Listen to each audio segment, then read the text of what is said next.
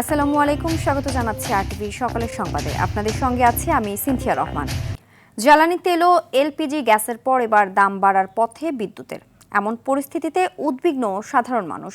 তারা বলছেন ব্যয় বাড়লেও সেই হারে আয় বাড়ানোর কোনো সুযোগ নেই। এদিকে এপ্রিলে তেলের দাম না বাড়ানোর প্রতিশ্রুতি দিলেও হঠাৎ বাড়ানোর ফলে জনমনে অসন্তোষ দেখা দিয়েছে। সর্দার রাজীবের রিপোর্টে বিস্তারিত। হুসাইন মাহমুদ শাওন রাজধানীর একটি বেসরকারি বিশ্ববিদ্যালয়ের শিক্ষার্থী। লেখাপড়ার খরচ চালাতে অবসর সময়ে করেন রাইড শেয়ারিং। যাত্রীর অপেক্ষায় কাঠফাটা রোদেই কারওয়ান বাজার মোড়ে দাঁড়িয়ে শাওন, কিন্তু তেলের দাম বাড়ায় তিনি মেলাতে পারছেন না লাভ ক্ষতির হিসাব নিকাশ। একজন যাত্রী আসলে সেখানে দেখা যাচ্ছে যে রাইডার 4-5 জন গিয়ে ঘিরে ধরতেছে, যার কারণে কি ভাড়াটা আগের তুলনামূলক কমে আসতেছে।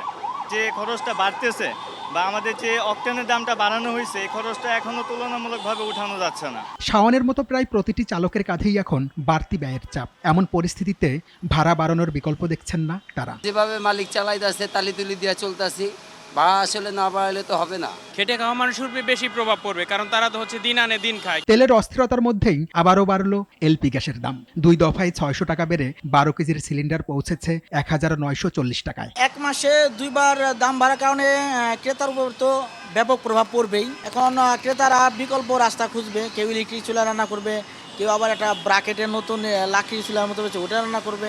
বর্তমানে 600 টাকা বাড়াতে কিন্তু হয় 2000 টাকায়। আগে গ্যাস আমরা 1200-1300 টাকা দিয়ে কেনা পড়তো আমাদের। এখন এত দাম বাড়াতে আমাদেরও চলতে অসুবিধা হচ্ছে। তেল গ্যাসের পর বিদ্যুতের দামও বাড়ানোর পরিকল্পনা করছে সরকার। গ্রাহক পর্যায়ে ইউনিট প্রতি 1 টাকা 80 পয়সা পর্যন্ত বাড়ানোর প্রস্তাব বিদ্যুৎ বিভাগের। মাত্র 1 মাসের ব্যবধানে এলপি গ্যাসের দাম প্রতি কেজিতে বেড়েছে 50 টাকা। বেড়েছে জ্বালানি তেলের দাম, বাড়ার পথে বিদ্যুতের মূল্য। কিন্তু এতে নাগরিকদের উপর কতটা প্রভাব পড়বে, কি বলছেন ভোক্তা সাধারণ? আগেও 10 টাকা চা বেচছি, 1200 টাকা গ্যাস কিনে, এখন 2000 টাকা গ্যাস ওই একই দামে বেচতে হয়। তা আমাদের লস না? তেলের দাম বাড়ার সাথে সাথে আপনার প্রত্যেকটা মালামালের দাম অটোমেটিকলি বেড়ে যাবে। সে হারে কিন্তু মানুষের ইনকামও বাড়তেছে না। তবে গণশুনানির মাধ্যমে জ্বালানির মূল্য নির্ধারণ না হওয়ায় জনগণ তার অধিকার থেকে বঞ্চিত হচ্ছেন বলে মনে করছেন ক্যাব সভাপতি। যেটুকুই বাড়াবে এটা গণশুনানি হওয়া দরকার ছিল, যেটা এখন অনুপস্থিত। অর্থাৎ মানুষ পাবলিক জানুক যে কেন বাড়ানো হচ্ছে, এটি যেমন একটা জিনিস। আরেকটা হলো মনিটরিংটা জোরদার করা উচিত। তেল কিন্তু আপনার মুদির দোকানে পাওয়া যাচ্ছে, তাহলে এই মুদির দোকানে তেলটা কিভাবে গেল? মানুষ এখন কিন্তু তাদের অনেকটাই ধৈর্য হারাচ্ছে। তাই এটা কিন্তু সরকারের জন্য একটি বিপজ্জনক। এবং আমি যেটা বলবো যে ভোক্তাদের স্বার্থে যেটাই করুক এটা আলোচনার মাধ্যমে করা উচিত। চলমান পরিস্থিতিতে জনবান্ধব সিদ্ধান্ত নিতে সরকারের প্রতি আহ্বান সংশ্লিষ্ট সবার। সর্দার রাজীব, আরটিভি, ঢাকা। জ্বালানি নিয়ে চলমান সংকটের মাঝেই বাড়তি দামে কিনতে হচ্ছে তেল। রাজধানীর বেশিরভাগ পাম্পে আজও সকাল থেকে তেলের জন্য যানবাহনের দীর্ঘ লাইন। একদিকে বাড়তি দাম, অন্যদিকে দীর্ঘ অপেক্ষায় দুর্ভোগ আরও বেড়েছে গাড়ির মালিক ও চালকদের।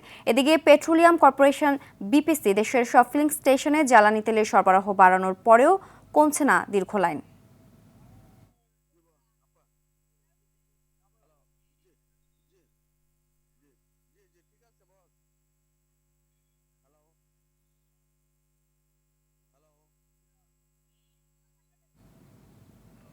দর্শক, এই মুহূর্তে বিজয় সরণি থেকে সরাসরি যোগ দিচ্ছেন সহকর্মী আব্দুর রহিম। রহিম, পাম্পগুলোতে সরবরাহ বাড়ানোর পরেও কেন কমছে না গাড়ির লাইন? পাম্প মালিকরা কি বলছেন জানাবেন?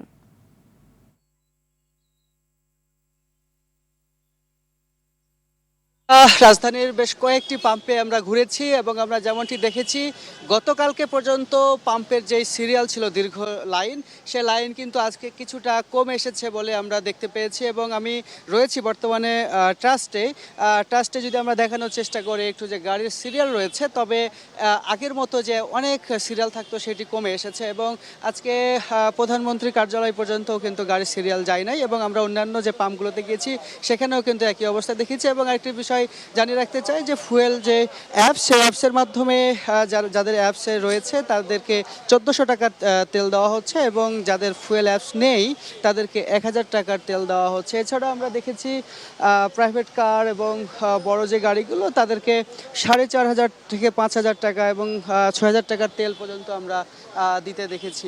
এছাড়াও কিন্তু আমরা যাত্রীদের সাথে কথা বলেছি যারা তেল নিতে আসছেন, ড্রাইভার এবং মালিক, তারা যেমনটি বলছেন যে তারা কিন্তু আজকে ইচ্ছা মতো তেল পাচ্ছেন, তাদের চাহিদা মতো তেল পাচ্ছেন এবং গতকাল থেকে সেটি দেওয়া শুরু হয়েছে। এবং আরেকটি তথ্য আপনাকে জানিয়ে রাখতে চাই, গতকাল থেকে কিন্তু বিপিসি কিন্তু 20% তেল সরবরাহ বৃদ্ধি করেছে বলে আমরা জানতে পেরেছি, এবং তারপর থেকেই কিন্তু গ্রাহকরা তাদের চাহিদা মতো তেল পাচ্ছেন, এবং সেই তেল পাওয়ার পর থেকে কিন্তু আজকে কিছুটা সিরিয়াল কমেছে, এবং সংশ্লিষ্টরা মনে করছেন যে আজকের পর থেকে হয়তোবা এই যে দীর্ঘ সংকটটা কিন্তু কমে আসবে, এবং এই দীর্ঘ যে লাইন সেটিও কিন্তু কমে আসার সম্ভাবনা রয়েছে বলে আমরা জানতে পেরেছি। আমরা দেখতে পাচ্ছি যে এখন পর্যন্ত ট্রাস্টে যদি দেখি যে প্রাইভেট কারের যে সিরিয়াল সেটি কিন্তু অনেকাংশেই কমে এসেছে।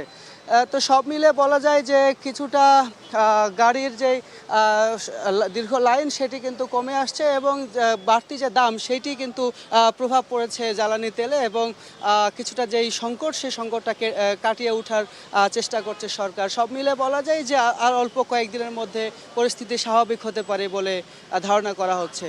তো এই ছিল আমার কাছে ট্রাস্ট পাম্প থেকে সর্বশেষ। সিনথিয়া, ধন্যবাদ। জ্বালানি তেলের তীব্র সংকট চলছে ঝালকাঠিতে। এ বিষয়ে আরো জানাতে সেখান থেকে সরাসরি যোগ দিচ্ছেন সহকর্মী জহিরুল ইসলাম জলিল।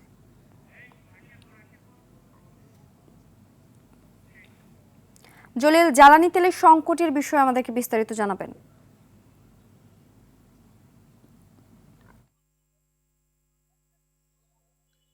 ছিনতিয়া সারা দেশের মতো ঝালকাঠিতেও কিন্তু আমরা লক্ষ্য করতে পারছি যে পেট্রোল পাম্পগুলোতে এখনও কিন্তু তীব্র সংকট রয়ে গেছে। ডিজেল, মোবিল এবং যে পেট্রোলের যে বিষয়টি চাহিদা ছিল, সেই চাহিদা অনুযায়ী কিন্তু গ্রাহকরা এখনও পাচ্ছে না। ঝালকাঠি জেলার 6টি পেট্রোল পাম্প রয়েছে, তবে এই 6টি পেট্রোল পাম্পের কিন্তু অধিকাংশ পেট্রোল পাম্পেই দেখা গিয়েছে যে দীর্ঘ লাইন রয়েছে গাড়ি চালকরা আমাদেরকে জানিয়েছেন যে গন্তব্যে যেতে হলে যে পরিমাণ তৈলের প্রয়োজন আছে সেই পরিমাণ তৈল কিন্তু পাচ্ছে না, যার ফলে একটি গাড়ি নিয়ে একাধিক পাম্পে তাদের ধর্ণা দিতে হচ্ছে তৈলের জন্য। তবে ঝালকাঠির যে প্রধান দুটি ডিপো রয়েছে, পদ্মা এবং মেঘনা, সেই কর্তৃপক্ষের সাথে কিন্তু আমরা কথা বলেছি। ডিপো কর্তৃপক্ষ আমাদেরকে জানিয়েছে যে ঝালকাঠি জেলায় পর্যাপ্ত পরিমাণ তৈল আছে, কিন্তু পর্যাপ্ত পরিমাণ তৈল থাকার পরেও যে গ্রাহকরা তৈল পাচ্ছেন না, এবং পেট্রোল পাম্প মালিক সমিতির সাথে আমরা কথা বলেছি, তারা বলছেন যে ডিপো কর্তৃপক্ষের কাছে যে তাদের যে প্রতিদিনের যে চাহিদা আছে সেই চাহিদা অনুযায়ী তারা কিন্তু তৈল পাচ্ছেন না পাওয়ার ফলে কিন্তু এই যে তীব্র সংকট সেটি রয়ে গেছে। এর পাশাপাশি যে তৈলের নতুন দাম যে নির্ধারণ করা হয়েছে সেই দামের ফলে কিন্তু সাধারণ যে গ্রাহক রয়েছে তারা কিন্তু চরম একটি ভোগান্তির শিকার হচ্ছে। তবে একদিকে তৈল যেমন পাচ্ছে না, তেমনি আবার বেশি দামে তৈল কিনতে হচ্ছে। খোলা বাজারে ঝালকাঠিতে তৈল বিক্রি হচ্ছে পেট্রোল প্রতি লিটার। ধন্যবাদ। নিয়ন্ত্রণে আসছে না হামের সংক্রমণ ও মৃত্যু। বুধবারও নতুন করে 5 শিশুর মৃত্যু হয়েছে বলে স্বাস্থ্য অধিদপ্তর থেকে জানানো হয়েছে। বরগুনায় 1 জানুয়ারি থেকে 300 জন হামের রোগী শনাক্ত হয়েছে। ময়মনসিংহ মেডিকেল কলেজ হাসপাতালে নতুন করে আরও 33 রোগী হাসপাতালে ভর্তি হয়েছে। হাম আইসোলেশন ওয়ার্ডে চিকিৎসাধীন আছে 86 শিশু। একই সময়ে সুস্থ হয়ে বাড়ি ফিরেছে 35 শিশু।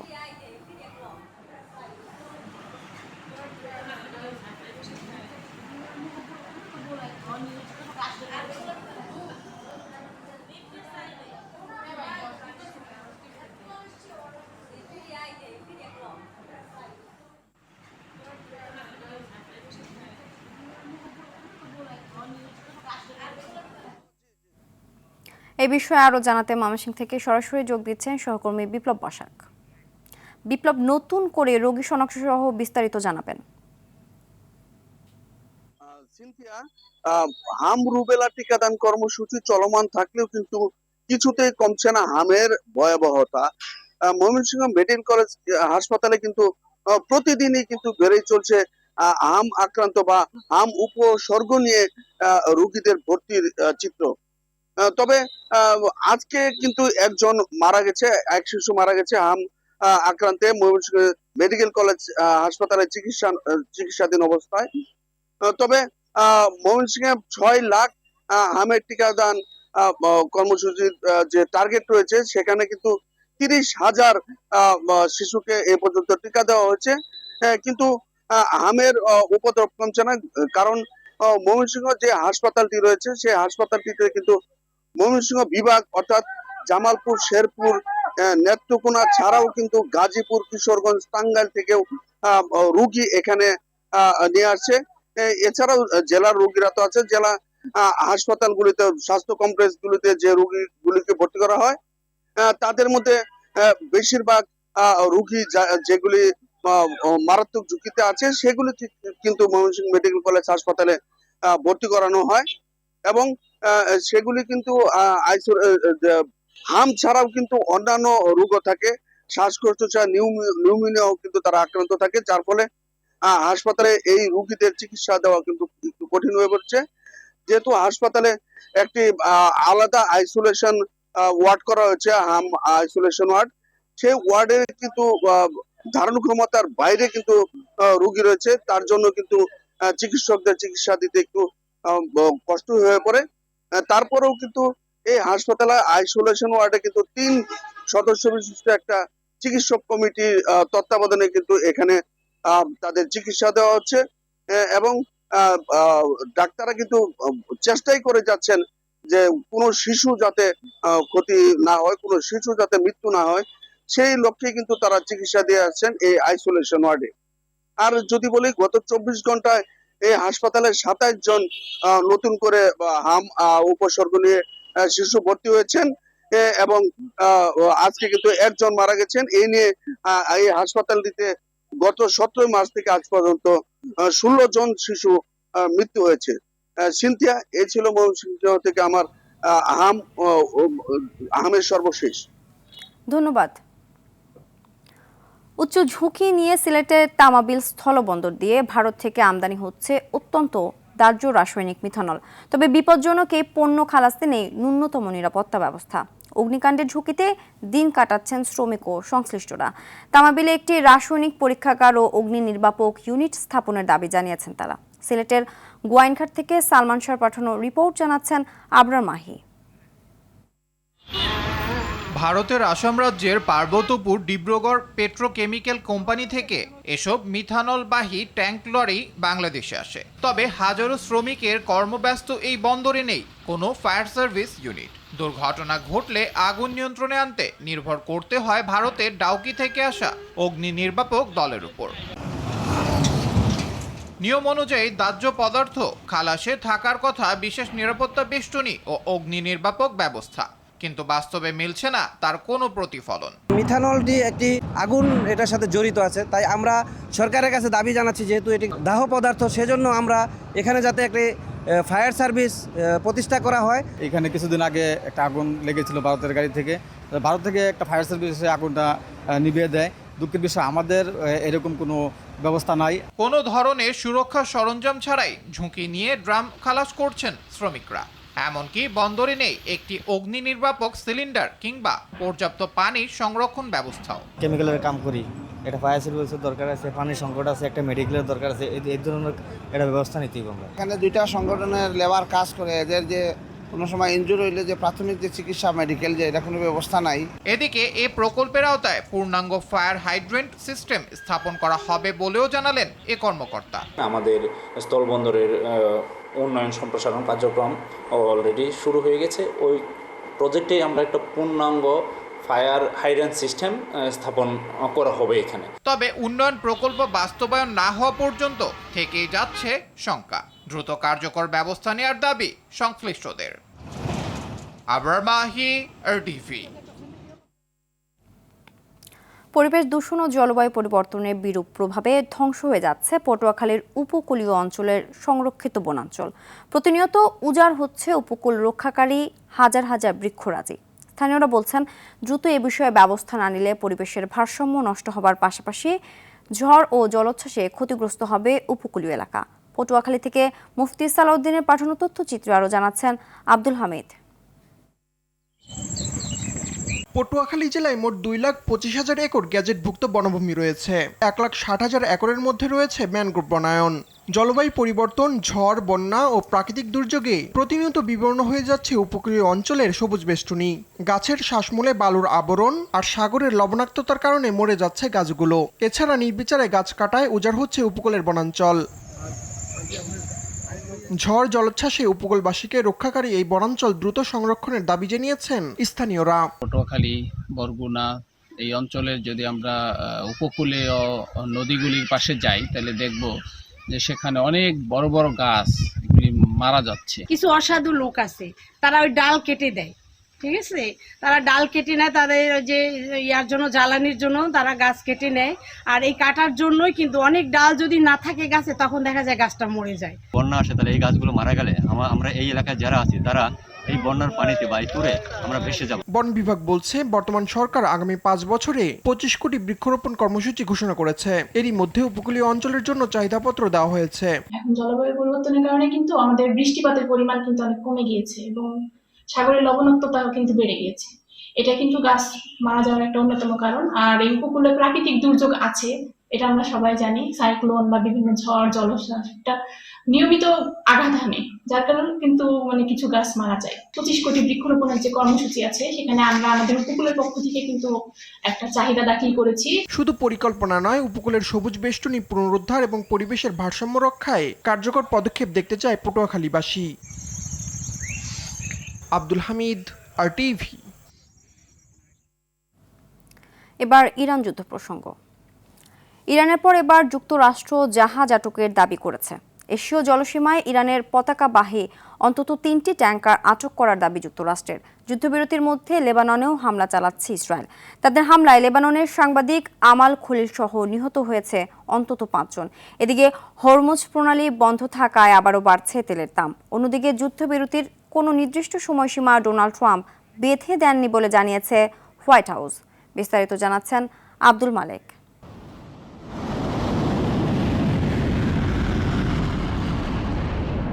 যুক্তরাষ্ট্র, ইসরায়েল ও ইরানের যুদ্ধ প্রায় 2 মাস হতে চললেও যুদ্ধ শেষ হওয়ার তেমন কোনো লক্ষণ দেখা যাচ্ছে না। এখনও দ্বিতীয় দফার শান্তি আলোচনায় বসার জন্য ঘোষণা দেয়নি ইরান। দেশটির প্রেসিডেন্ট মাসুদ পেজেশকিয়ান বলছেন, প্রতিশ্রুতি ভঙ্গ, অবরোধ এবং হুমকি প্রদানই আলোচনার প্রধান বাধা। যুক্তরাষ্ট্র হরমুজে অবরোধ করে যুদ্ধবিরতি লঙ্ঘন করেছে বলে অভিযোগ করেছে দেশটির পার্লামেন্টের স্পিকার বাগের গালিবাফ। এমন উত্তেজনার মধ্যে বুধবার 2টি মার্কিন জাহাজ আটক করে ইরান। এবারে নতুন করে ইরানের পতাকাবাহী 3টি ট্যাঙ্কার আটক করেছে যুক্তরাষ্ট্র। বুধবার এশীয় জলসীমায় তাদের আটকের খবর নৌপরিবহন ও নিরাপত্তা সূত্রের বরাতে জানিয়েছে বার্তা সংস্থা রয়টার্স। পরে জাহাজগুলোকে ভারত, মালয়েশিয়া ও শ্রীলঙ্কার নিকটবর্তী অবস্থান থেকে অন্য পথে যাওয়ার নির্দেশ দিয়েছে।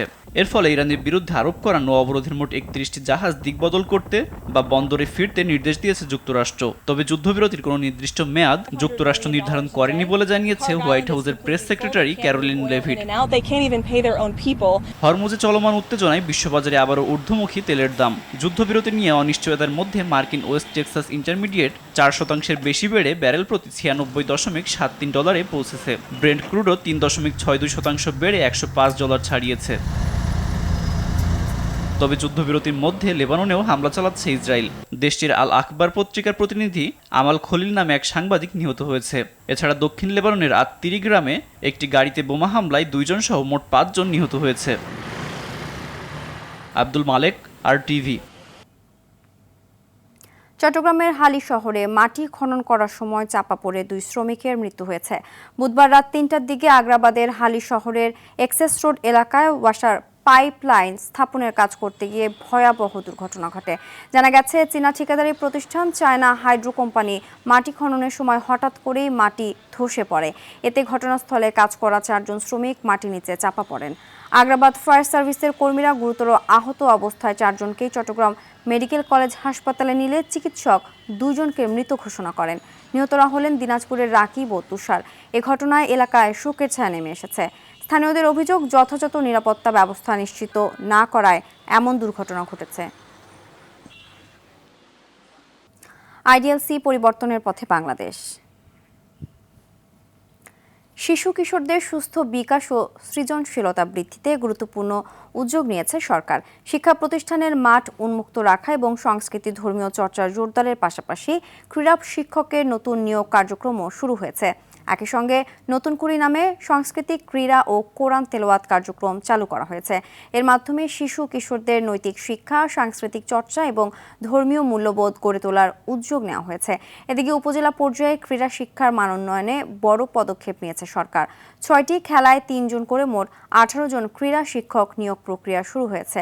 নতুন নিয়োগপ্রাপ্ত শিক্ষকরা স্থানীয় পর্যায়ে প্রশিক্ষণ দিয়ে নতুন প্রজন্মের খেলোয়াড় তৈরি করতে ভূমিকা রাখবেন বলে আশা করা হচ্ছে।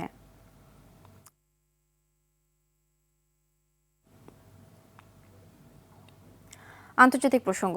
পশ্চিমবঙ্গ বিধানসভা নির্বাচনের প্রথম দফায় 16 জেলার 152টি আসনে ভোট গ্রহণ শুরু হয়েছে। সকাল 7টা থেকে কড়া নিরাপত্তায় 44,367টি বুথেই প্রক্রিয়া চলছে। 3,60,00,000-এরও বেশি ভোটার আজ 1,478 জন প্রার্থীর ভাগ্য নির্ধারণ করবেন, যার মধ্যে রয়েছেন বিরোধী দলনেতা শুভেন্দু অধিকারী ও কংগ্রেসের অধীর রঞ্জন চৌধুরীর মতো হেভিওয়েট প্রার্থীরা। নির্বাচন কমিশন সূত্রে খবর, প্রতিটি বুথেই চলছে ওয়েবকাস্টিং। অপ্রীতিকর ঘটনা রুখতে মোতায়েন রয়েছে 2,407 কোম্পানি কেন্দ্রীয় বাহিনী। কিছু এলাকায় ইভিএম জটিলতা থাকলেও ভোট প্রক্রিয়া বর্তমানে শান্তিপূর্ণ রয়েছে। আগামী 29 মে দ্বিতীয় ধাপের ভোট শেষে 4 মে ফলাফল ঘোষণা করা হবে।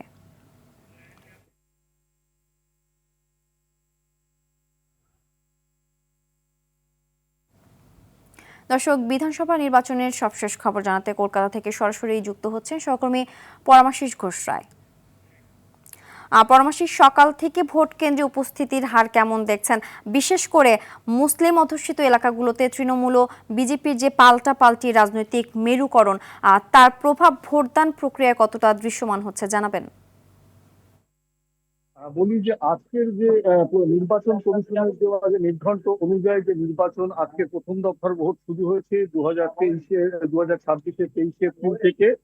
প্রথম থেকে আজকের দুটো হেভিওয়েট কেন্দ্র হচ্ছে মুর্শিদাবাদের অধীর রঞ্জন চৌধুরীর যে ভোট কেন্দ্র এবং বীরভূমের কয়েকটি জায়গা এবং নন্দীগ্রাম এবং মুর্শিদাবাদের হুমায়ুন কবির। সকাল থেকে কিন্তু নির্বাচনে ভোট যারা দেবেন সেদের অংশগ্রহণ কিন্তু ছিল একেবারেই চোখে পড়ার মতো। শুরুতে বেশ কিছু জায়গায় কিন্তু ইভিএম এর একটু গন্ডগোল দেখা দিলেও পরবর্তী সময় সেগুলো মোটামুটি নির্বাচন কমিশন সূত্রে যেটা খবর সেটা মোটামুটি ঠিক হয়ে গেছে। ভোটদান ঠিক মতন চলছে। ইতিমধ্যে বিরোধী দলনেতা শুভেন্দু অধিকারী সকাল সকাল ভোট দিয়েছেন। নন্দীগ্রামে তার নিজস্ব যে ভোট কেন্দ্র রয়েছে সেখানে তিনি ভোটদানে অংশ নিয়েছেন।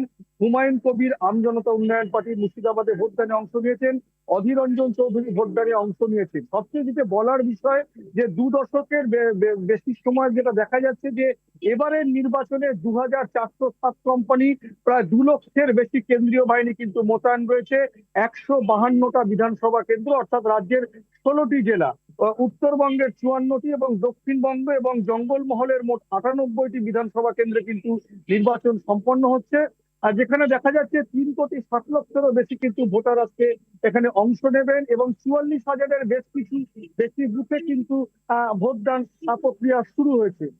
ভোটদানের এই মুহূর্তে যেটা খবর, যেটা নির্বাচন কমিশন সূত্রে যেটা খবর, সকাল 7টায় ভোট শুরু হলেও এখন ভারতীয় সময় 9:40 বাজে। মোটামুটি কিন্তু ভোটের রাশ যথেষ্টই ভালো, কিন্তু আশা করা হচ্ছে দিনের শেষে কিন্তু এই শতাংশ কিন্তু একটা আশাতীত একটা জায়গায় কিন্তু পৌঁছতে পারে।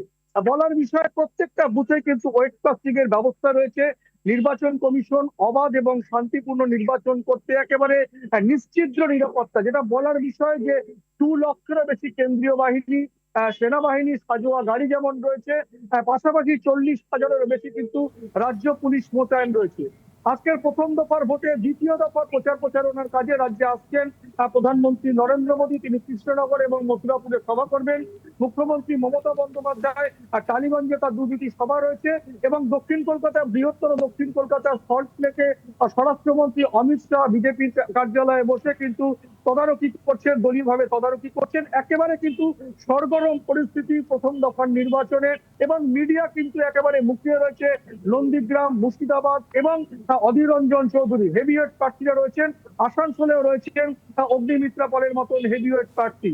প্রধানমন্ত্রী আজ সকালেই কিন্তু সমাজ মাধ্যমে রাজ্যবাসীর কাছে বার্তা দিয়েছেন যে এই গণতন্ত্রের উৎসবে সামিল হওয়ার জন্য পশ্চিমবঙ্গবাসীকে এবারের পশ্চিমবঙ্গের নির্বাচনে বিজেপির যেটা বাঙালির ভোট পাওয়ার জন্য জয়মাকালী উচ্চারণে তারা প্রচার প্রচারণা ধ্বনিত করেছেন, তাদের বিভিন্ন প্রচার সভা।